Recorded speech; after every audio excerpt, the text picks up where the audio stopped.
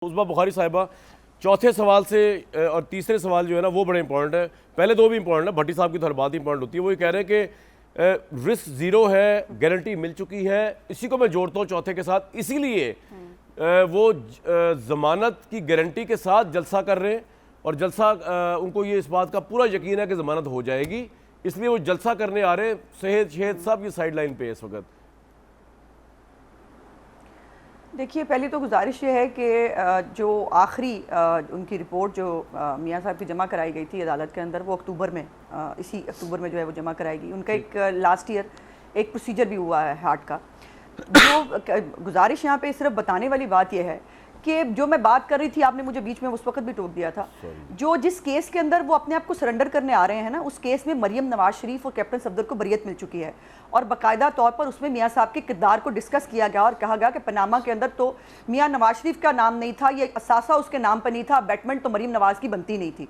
सो इसलिए ये एक अदालत के ऊपर, हमें उसी अदालत के ऊपर ट्रस्ट है जिस अदालत के ऊपर जो है वो इमरान खान को, आपको पता है जिस केस में आए हैं उसमें भी जमानत, जो आपके ऊपर कभी हो सकती है उसमें भी जमानत, और उनको यहाँ तक भी है, बल्कि सुप्रीम कोर्ट ने जो है वो उनके बारे में ये कह दिया, जब वो 9 मई या 10 मई का कारनामा सर अंजाम दे चुके थे, उसके बाद उन्होंने कहा कि आपने चूंकि अदालत की तरफ चलना ही शुरू कर दिया था। मेरा आपसे एक सवाल है, आपको प्रोटेक्शन आप जो बार बार मरियम नवाज साहिबा की बरियत की बात कर रही हैं, वो एवन फील्ड पे बरियत हुई है ना, लेकिन नवाज शरीफ साहब तो की सिर्फ ऊपर एक केस नहीं है, ये उनके ऊपर तो अल अजीजिया वाला केस भी है ना, जिस रेफरेंस 7 साल की। तो आपको ये किस तरह यकीन है कि भट्टी साहब सवाल पूछ रहे हैं कि उसमें जमानत मिल जाएगी और जलसा कर लेंगे? वो सवाल ये है। मैं जनाब गुजारिश कर चुकी हूँ कि उसमें मियाँ साहब की सजा सस्पेंड हो चुकी है अल अजीजिया के अंदर।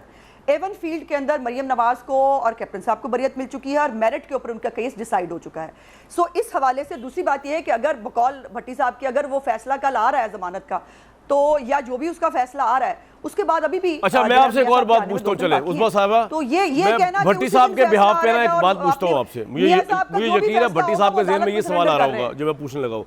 सवाल ये कि अगर कल जमानत नहीं होती नवाज शरीफ साहब को, उज़मा साहिबा, तो फिर भी आएंगे 21 तारीख को और फिर क्या जेल जाएंगे सीधा? बिल्कुल आएंगे जी, बिल्कुल आएंगे। पहले भी तो आए थे ना भट्टी साहब, ये वही आपको जवाब मिल गया? अदालतें हैं जो ये वही अदालतें हैं जो मियां जो इमरान खान को घर से बुला बुला के जमानतें देती हैं। छोड़े इमरान खान को, इस वक्त तो आप नवाज शरीफ साहब के अराइवल की खुशियां मना रहे हैं। आप हमला करवा नहीं एग्जांपल देनी है ना, नहीं वो भी तो कायद है ना, बहुत सारे लोगों के, लोग उनको आइडियलाइज करते हैं ना, तो इसलिए मुझे कंपैरिजन अनफॉर्चुनेटली करना पड़ रहा है।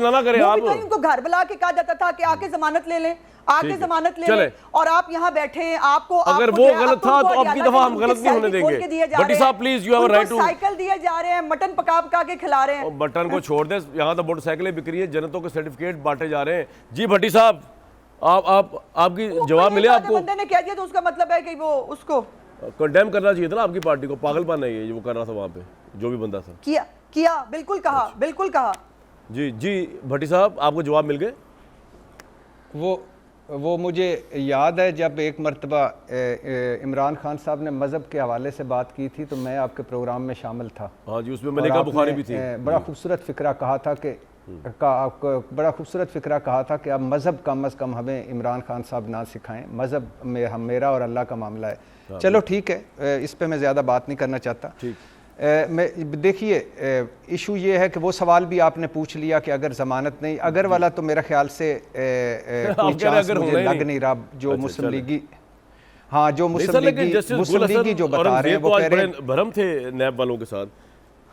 वो मैं आपको पढ़ के सुनाता हूं। भट्टी साहब वो कह रहे थे कि आपको अगर नैब वालों को हिफाजती जमानत देने पे कोई इतराज़ नहीं, तो कल को आप कहेंगे कि फैसले का आलम करार देते, फिर आप चेयरमैन नैब से पूछ लेंगे आज ये अपील डिसाइड कर देते। तंजन उन्होंने कहा, भरम थे वो, लेकिन बहरहाल आपको लगता है कि फिर भी जमानत हो जाएगी। अगला आप क्या भट्टी साहब कहना चाहते हैं? जी वो कामरान भाई, हम 3.5 साल ढंढोरा पीटते रहे जावेद इकबाल साहब का कि वो हवाओं का रुख बदल नहीं रहा, बिला इम्तियाज एहतसाब नहीं हो रहा।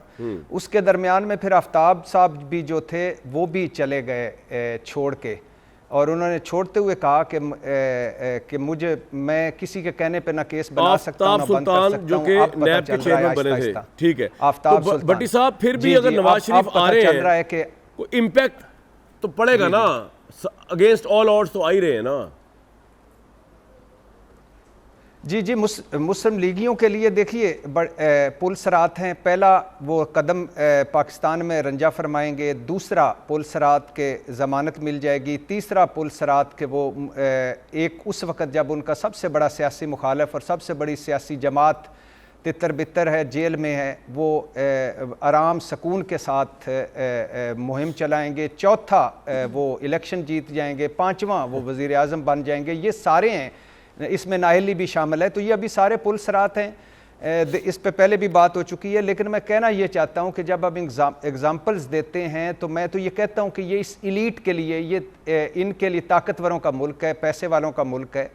कभी हुआ है, ऐसा हुआ है कि मेरे जैसा कोई बंदा या कोई गरीब आदमी, हम भी चलो अल्लाह का शुक्र है बेहतर पोजीशन में, कोई गरीब आदमी उसको 8 हफ्ते के लिए वो बीमार हो और उसको घर भिजवा दिया जाए, फिर लंदन भिजवा दिया जाए, फिर वो वापस आए और वापस आकर भी उसकी वो सारी उसकी अगर मगर पूरी हो चुकी है, रिस्क फ्री हो चुकी है और गारंटी मिल चुकी है। जानना पड़ेगा कि और आखिरी बात भट्टी साहब बोले प्रोग्राम की, जी प्रोग्राम की वो आखिरी बात है कि एक इसी इस्लामाबाद हाई कोर्ट में एक था कि इमरान खान मेरे ख्याल से ज़मान पार्क में थे, इसलिए इस्लामाबाद हाई कोर्ट ने कहा था कि वो गैर मौजूद हैं, वो आएँ बायोमेट्रिक तो बैरून मुल्क है, उसके बाद उनको हम देंगे।